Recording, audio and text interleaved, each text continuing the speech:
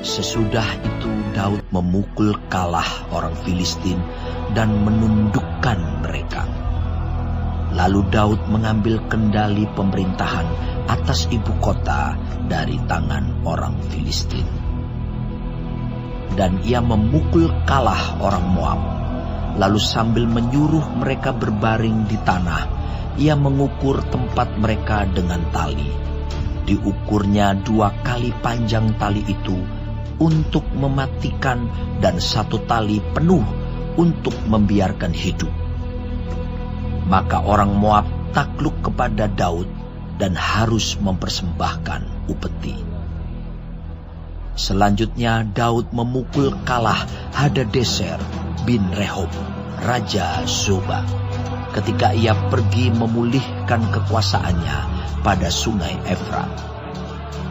Daud menawan daripadanya 1.700 orang pasukan berkuda dan 20.000 orang pasukan berjalan kaki. Lalu Daud menyuruh memotong urat keting segala kuda kereta, tetapi dengan meninggalkan 100 ekor kuda kereta. Lalu orang Aram dari Damsyik datang menolong Hadadeser, Raja Zoba. Tetapi dari antara orang Aram itu, Daud menewaskan 22.000 orang. Kemudian Daud menempatkan pasukan-pasukan pendudukan di daerah orang Aram dari Damsyik. Orang Aram itu takluk kepada Daud dan harus mempersembahkan upeti. Tuhan memberi kemenangan kepada Daud kemanapun ia pergi berperang.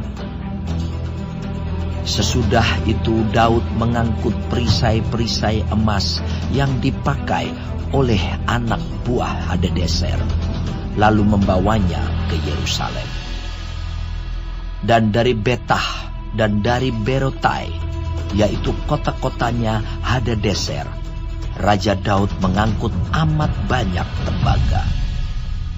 Ketika didengar Tou Raja Hamat bahwa Daud telah memukul kalah seluruh tentara Hadadeser, maka Tou mengutus Yoram anaknya kepada Raja Daud untuk menyampaikan salam dan mengucapkan selamat kepadanya, karena ia telah berperang melawan Hadadeser dan memukul dia kalah, sebab Hadadeser sering memerangi Tou.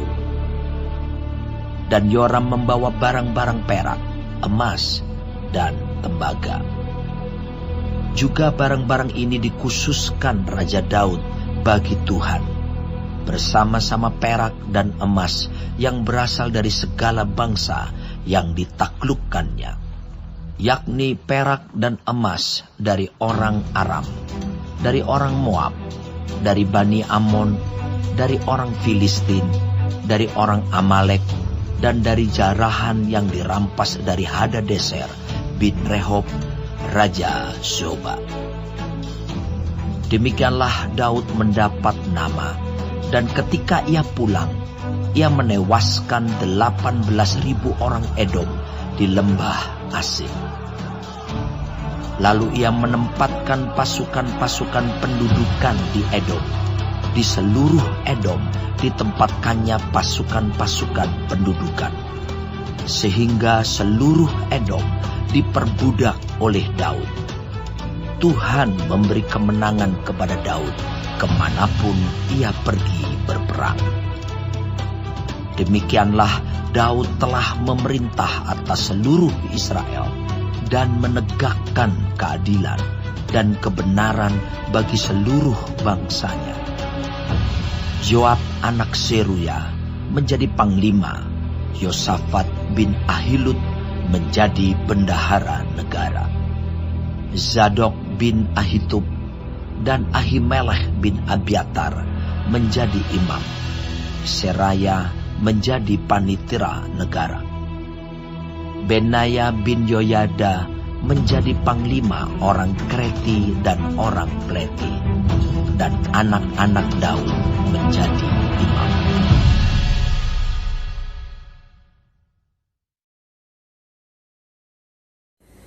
Shalom saudara-saudaraku yang kekasih di dalam Tuhan Yesus. Puji Tuhan, Hari ini kita dapat hidup dan mempelajari firman Tuhan dari kitab 2 Samuel pasal ke-8. Tuhan Yesus memberkati. Mengenai kemenangan-kemenangan Daud dan pegawai-pegawai Daud.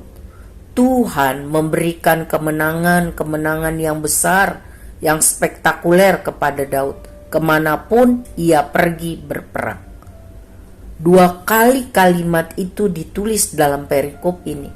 Perhatikanlah di ayat 6 dan 14. Berarti itu perlu dapat perhatian ekstra, bahwa benarlah Daud diberikan kemenangan-kemenangan oleh Tuhan kemanapun Daud pergi berperang.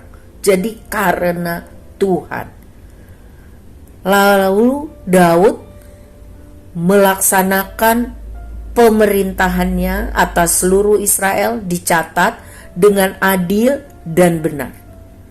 Ia dibantu oleh Yoab sebagai panglima, Yosafat sebagai bendahara negara, Zadok dan Ahimelek sebagai imam, Seraya sebagai panitra yang bertugas dalam hubungan dengan kesekretariatan negara, urusan hukum dan tata pemerintahan, lalu Benaya sebagai panglima orang Kreti dan Pleti. Dicatat juga anak-anak Daud melayani menjadi imam. Hal yang penting yang kita harus ingat, yang pertama, bagi orang-orang yang hidup berkenan kepada Tuhan, maka ada jaminan kepastian dari Tuhan bahwa hidup orang tersebut akan berhasil. Karena Tuhan menolong. Sebab itu kita harus hidup berkenan di hati Tuhan, saudaraku, agar Yeremia 29 ayat 11 dapat terrealisir dalam kehidupan kita. Sebab aku ini mengetahui rancangan-rancangan apa yang ada padaku mengenai kamu. Demikianlah firman Tuhan, yaitu rancangan damai sejahtera dan bukan rancangan kecelakaan, untuk memberikan kepadamu hari depan yang penuh harapan.